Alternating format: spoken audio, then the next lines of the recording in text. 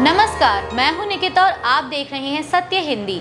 एक नजर डालते हैं अब तक की सुर्खियों पर। इस्राएल के प्रधानमंत्री बेंजामिन नेतन्याहू ने अमेरिका के राष्ट्रपति डोनाल्ड ट्रंप को नोबेल का शांति पुरस्कार देने के लिए नामित किया है। वॉशिंगटन डीसी में राष्ट्रपति ट्रंप के साथ हुई बैठक में इस्राएली प्रधानमंत्री नेतन्याहू ने बताया कि उन्होंने राष्ट्रपति को नोबेल के शांति पुरस्कार के लिए नामित किया है। बैठक में पुरस्कार समिति को भेजे गए पत्र को ट्रंप को सौंपते हुए नेतन्याहू ने कहा कि हम जब बात कर रहे हैं तो वह एक देश में एक के बाद एक क्षेत्र में शांति स्थापित कर रहे हैं। अमेरिका के राष्ट्रपति डोनाल्ड ट्रंप ने सोमवार को कहा कि अमेरिका यूक्रेन को और हथियार भेजेगा। हालांकि कुछ दिनों पहले ही उन्होंने कीव को हथियारों की आपूर्ति पर रोक लगाने का आदेश दिया था। पीटीआई की एक रिपोर्ट के मुताबिक ट्रंप ने कहा कि हम यूक्रेन को कुछ और हथियार भेजने जा रहे हैं। वो खुद की रक्षा करने में सक्षम होना होगा। उन्हें बहुत ज्यादा नुकसान हो रहा है, बहुत सारे लोग मारे जा रहे हैं। वहीं अधिकारियों ने सोमवार को जानकारी दी कि यूक्रेन पर रूसी हमलों में कम से कम 11 नागरिक मारे गए और 7 बच्चों सहित 80 से अधिक लोग घायल हो गए। अमेरिका के राष्ट्रपति डोनाल्ड ट्रंप ने 9 जुलाई से लागू होने वाले टैरिफ को अब 1 अगस्त से लागू करने की घोषणा की है, जिससे अंतरिम व्यापार समझौते को अंतिम रूप देने से पहले अन्य देशों और वॉशिंगटन के बीच मुद्दों को सुलझाने के लिए अधिक समय मिल सके। इसके अलावा ट्रंप ने बांग्लादेश समेत 14 देशों पर टैरिफ की नई दरें लगाने का निर्णय लिया है। ट्रंप ने सोशल मीडिया पर इन देशों के नेताओं को भेजे गए पत्र को साझा करते हुए टैरिफ की नई दर की जानकारी दी। इसके साथ ही ट्रंप ने लिखा कि आपके साथ हमारे संबंधों के आधार पर इसे संशोधित किया जा सकता है। राष्ट्रपति ट्रंप ने म्यांमार पर 40%, थाईलैंड पर 36%, बांग्लादेश पर 35%, इंडोनेशिया पर 32% और दक्षिण अफ्रीका पर 30% सहित 14 देशों पर टैरिफ लगाने की बात दोहराई है। बता दें कि इससे पहले ट्रंप ने 9 जुलाई से टैरिफ लागू करने की घोषणा की थी। अमेरिकी राष्ट्रपति डोनाल्ड ट्रंप से मिलने पहुंचे इस्राएल के प्रधानमंत्री बेंजामिन नेतन्याहू ने वॉशिंगटन डीसी में उनके साथ डिनर किया। इस दौरान राष्ट्रपति ट्रंप ने एक बार फिर दोहराया कि हमने भारत और Pakistan, Serbia, Kosovo, Rwanda, Congo के साथ काम किया। यह सब पिछले 3 हफ्तों में हुआ है।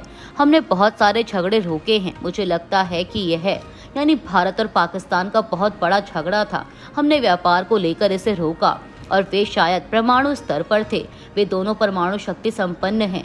बता दें कि ट्रंप कई बार भारत और पाकिस्तान संघर्ष विराम रोकने में अपनी भूमिका का जिक्र कर चुके हैं। हालांकि भारत ने ऐसी किसी भी मध्यस्थता से इनकार किया है। भारत के साथ व्यापार को लेकर चल रही वार्ता पर अमेरिका के राष्ट्रपति ट्रंप ने बयान दिया है। ट्रंप ने कहा है कि हमने यूनाइटेड किंगडम के साथ एक समझौता किया है, हमने चीन के साथ भी एक समझौता किया है और हम भारत के साथ समझौता करने के करीब हैं। पटना के गोपाल खेमका हत्याकांड में पुलिस ने एक आरोपी का एनकाउंटर किया है। एबीपी की एक रिपोर्ट के मुताबिक आरोपी राजा ने शूटर उमेश को हथियार उपलब्ध कराए थे। हत्याकांड की जांच के दौरान एसआईटी और एसटीएफ रेड करने गई थी। पुलिस को देखते ही राजा ने फायरिंग की, जिसके बाद जवाबी कार्रवाई में पुलिस की गोली से वह मारा गया। बता दें कि बीते दिनों गोपाल खेमका, जो कि एक मशहूर व्यवसायी और भाजपा नेता रह चुके हैं, की गोली मारकर उनके आवास के बाहर हत्या कर दी गई थी। मामले की पुलिस जाँच जारी है। अमेरिकी विदेश विभाग की एक प्रेस विज्ञप्ति के मुताबिक अमेरिका मंगलवार को सीरियाई इस्लामी समूह हयात तहरीर अल शाम यानी HTS को विदेशी आतंकवादी संगठनों की अपनी लिस्ट से हटाएगा। इस समूह ने दिसंबर में सीरिया में हुए विद्रोह का नेतृत्व किया था, जिसने सीरिया पर 54 साल तक शासन करने वाले असद शासन को खत्म किया। इसके नेता अहमद अल शराब देश के अंतरिम राष्ट्रपति हैं। HTS को अल नुसरा फ्रंट के नाम से भी जाना जाता है। यह पहले सीरिया में अलकायदा का सहयोगी था। पिछले कुछ महीनों में पश्चिमी देशों ने सीरिया के साथ फिर से संबंध स्थापित करने का प्रयास किया है। राष्ट्रपति ट्रंप ने जून के अंत में सीरिया के खिलाफ अमेरिकी प्रतिबंधों को समाप्त करने के लिए एक आदेश पर भी हस्ताक्षर किया था। व्हाइट हाउस ने कहा कि इस कदम का उद्देश्य स्थिरता और शांति के मार्ग का समर्थन करना था। वहीं सीरियाई विदेश मंत्री असद अल शिबानी ने कहा कि इस कदम से आर्थिक सुधार में आने वाली बाधा दूर हो जाएगी और अंतर्राष्ट्रीय समुदाय के लिए देश खुल जाएगा। सोशल मीडिया प्लेटफॉर्म एक्स पर सोमवार को AIMIM के अध्यक्ष असदुद्दीन ओवैसी और अल्पसंख्यक कार्य मंत्री किरण रिजिजू आमने सामने नजर आए। ओवैसी ने केंद्रीय मंत्री से कहा कि वे भारत की तुलना पाकिस्तान, बांग्लादेश, म्यांमार, नेपाल और श्रीलंका जैसे देशों से करना बंद करें। दरअसल रिजिजू ने 7 जुलाई को एक्स पर पोस्ट किया था कि भारत एकमात्र ऐसा देश है जहां अल्पसंख्यकों को बहुसंख्यक समुदाय की तुलना में अधिक फायदे और सुरक्षा मिलती है। इस पर ओवैसी ने एक लंबा पोस्ट करते हुए रिजिजू से कहा कि आप भारतीय गणराज्य के मंत्री हैं, राजा नहीं। किरेन रिजिजू, आप संवैधानिक पद पर हैं, सिंहासन पर नहीं। अल्पसंख्यक अधिकार मौलिक अधिकार है, दान नहीं। क्या हर दिन पाकिस्तानी, बांग्लादेशी, जिहादी या रोहिंग्या कहलाना फायदा है? क्या भीड़ द्वारा मारे जाना सुरक्षा है?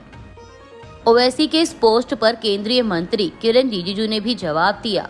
केंद्रीय मंत्री ने कहा कि हमारे पड़ोसी देशों से अल्पसंख्यक भारत आना क्यों पसंद करते हैं और हमारे अल्पसंख्यक पलायन क्यों नहीं करते। प्रधानमंत्री मोदी की कल्याणकारी योजनाएं सभी के लिए हैं। अल्पसंख्यक मामलों के मंत्रालय की योजनाएं अल्पसंख्यकों को अतिरिक्त लाभ देती हैं। वहीं रिजिजू के इस पोस्ट पर भी ओवैसी ने जवाब दिया। ओवैसी ने लिखा कि माननीय मंत्री के मुताबिक अगर हम पलायन नहीं करते हैं तो इसका मतलब है कि हम खुश हैं। दरअसल हमें भागने की आदत नहीं है।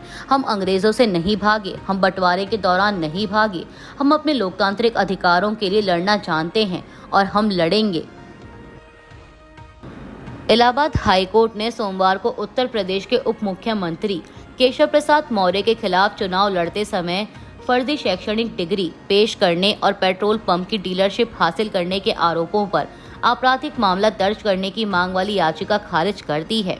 न्यायमूर्ति संजय कुमार सिंह ने प्रयागराज के भाजपा नेता और सामाजिक कार्यकर्ता दिवाकर नाथ त्रिपाठी द्वारा दायर पुनरीक्षण याचिका को खारिज कर दिया। पीटीआई के मुताबिक अदालत ने कहा कि शिकायतकर्ता पुनरीक्षणकर्ता केशव प्रसाद मौर्य द्वारा धोखा दिया गया व्यक्ति नहीं है, इसलिए धारा 39 सीआरपीसी के मद्देनजर धोखाधड़ी और जालसाजी के कथित अपराध के संबंध में एफआईआर दर्ज करने के निर्देश की मांग करते हुए धारा 156(3) आपराधिक प्रक्रिया संहिता के तहत आवेदन करने का कोई अधिकार नहीं था, जो सीआरपीसी की धारा 39 यानी कुछ अपराधों की जानकारी पब्लिक करने के अंतर्गत नहीं आते हैं। कांग्रेस सांसद इमरान मसूद ने सोमवार को कहा कि अगर उनकी पार्टी केंद्र में सत्ता में आई तो 1 घंटे के भीतर वक्फ अधिनियम खत्म कर दिया जाएगा। कांग्रेस पार्टी के संगठन सृजन अभियान कार्यक्रम में मुख्य अतिथि के रूप में बोलते हुए मसूद ने कहा कि कांग्रेस की सरकार बनते ही 1 घंटे के भीतर वक्फ बोर्ड अधिनियम खत्म कर दिया जाएगा। उन्होंने बिहार में चुनाव आयोग की भूमिका की भी आलोचना की और इसे पक्षपातपूर्ण बताया। अभी के लिए इतना ही। बाकी की देश दुनिया की बड़ी खबरों के लिए जुड़े रहिए सत्य हिंदी के साथ।